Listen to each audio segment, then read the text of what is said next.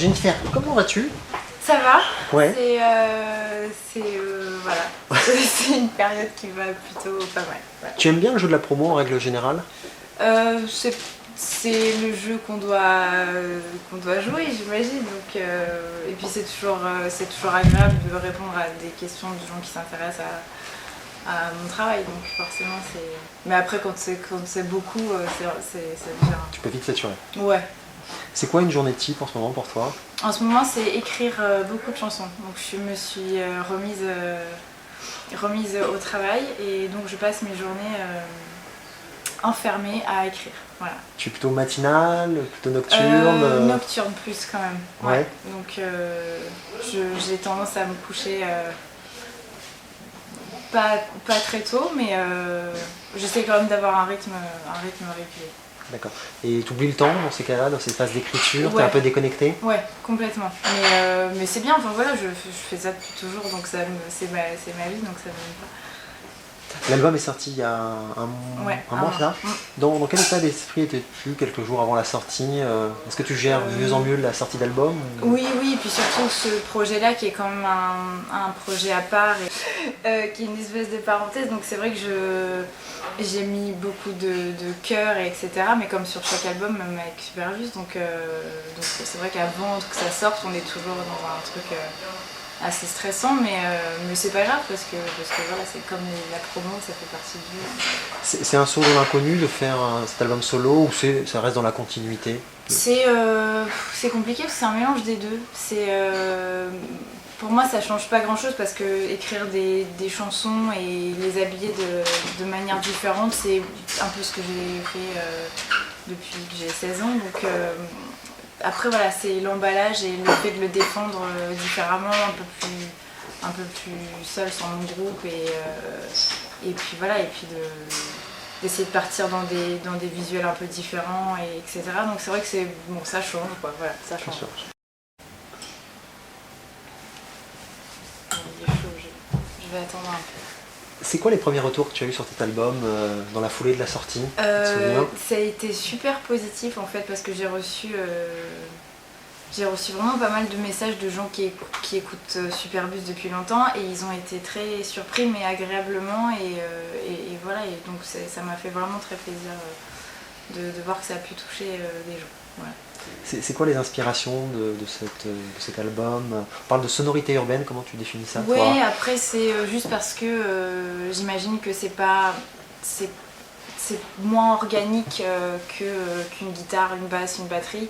Donc je me suis entourée d'éléments synthétiques, d'ordinateurs, de boîtes à rythme, de synthé un peu vintage et tout ça. Donc c'est vrai que on appelle urbain parce que c'est avec des sons modernes, mais et puis que j'ai essayé aussi de parler un petit peu plus que de chanter. Voilà, c'était une manière de raconter un peu des histoires et je me disais que de parler, ça pouvait faire une sorte de renouveau, de me servir de ma voix autrement.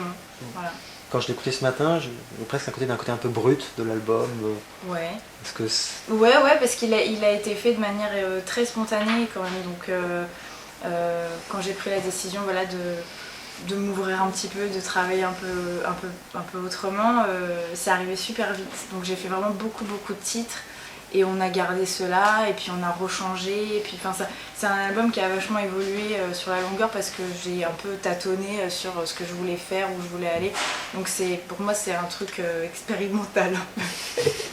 Il est super éclectique. Ouais. Est-ce qu'il reflète toutes les facettes de ta personnalité? Sûrement, ouais. Sûrement parce que je suis vraiment très ouverte en musique, en production et du coup je pense que ça se ressent que voilà, il y a plein de choses que j'aime bien, plein de choses qui se mélangent, des influences qui vont de M.I.A. à, je sais pas, à Alain Souchon, donc ça vraiment le spectre est ultra large et il y a de l'électro, enfin voilà, donc c'est tout ce qui me passait par la tête pendant un an et que j'ai mis sur cet album.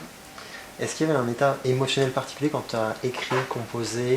Est-ce que tu te souviens dans quel état d'esprit tu étais? Ouais, je pense que j'étais dans un truc un petit peu de saturation.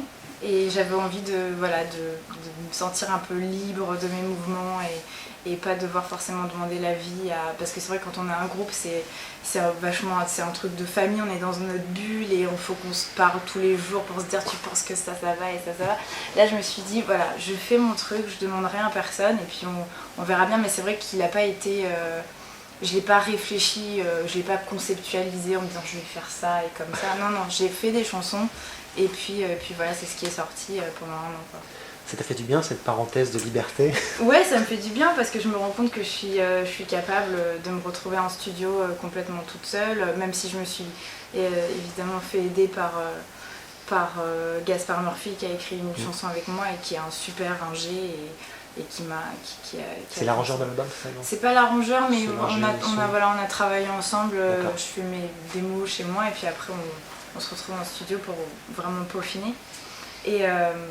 Mais c'est vrai que ça me fait plaisir de voir que je suis capable, quoi. Là, on est dans le cadre de la sortie de l'album, mais c'est beaucoup de travail un album. Pour toi, ça représentait combien de temps? Un an. Tout cumulé, c'est un an de ta vie? Ouais, un an. Après, ça évolue tout le temps parce que normalement on sort un album, on part en live. Là, ça va pas être le cas, je pense. Mais c'est un an de création, quoi. Enfin, un an où on essaye de trouver des idées différentes et des idées de clips parce que j'ai réalisé des clips aussi. Donc c'est un an de pur lâchage sur plein de petites choses. Très bien. Est-ce qu'on peut faire un petit flashback sur ta jeunesse? Ma jeunesse je vois à 9 ans, batterie, c'est ça? Déjà passionné de musique, c'est vraiment à 9 ans un âge? Ouais, c'est ça. J'étais sur le plateau des Nuls d'émission et avec ma mère et du coup je me suis... je sais pas pourquoi je suis allée vers cet instrument, la batterie, j'ai emmerdé tout le monde avec ça, mais...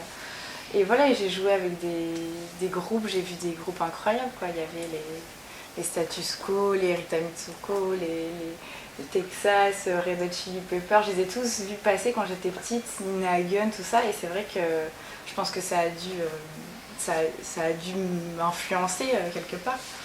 Donc j'ai pas choisi la comédie ou le... Mais c'est presque pareil, hein, c'est pas très éloigné. Quand tu es ado, comment tu gères la passion de la musique et puis l'école? Tu te souviens? L'école j'aimais bien parce que j'étais dans une école assez stricte et du coup c'est vachement bien quand t'es dans un truc strict parce que les conneries à faire sont encore plus drôles. Donc j'aimais plutôt bien l'école. Et puis non, je commençais à écrire mes chansons vers 13-14 ans. Je suis partie aux États-Unis quelques temps. Ouais, tu es partie 6 mois aux États-Unis. Ouais. Et je découvre plein de groupes, du swing, des groupes de ska. Le ska, c'est ça, ouais. Et puis en rentrant, j'ai commencé à écrire des chansons et voilà. Et puis j'ai rencontré des gens petit à petit, je faisais ça sur des cassettes et je faisais écouter ça un peu dans les studios de répète, dans des soirées, trucs comme ça. Et voilà, ça c'est À quel moment tu arrêtes l'école? À 16 ans. J'ai arrêté en fin de seconde. Et je prenais des cours par correspondance et puis ça m'a très vite gonflé. Et puis voilà, et puis après on a eu la chance de rencontrer des gens qui nous ont amenés à signer un contrat, à sortir un premier album, donc j'avais 17 ans à l'époque, quoi. Et qu'a dit ton entourage familial à ce moment-là?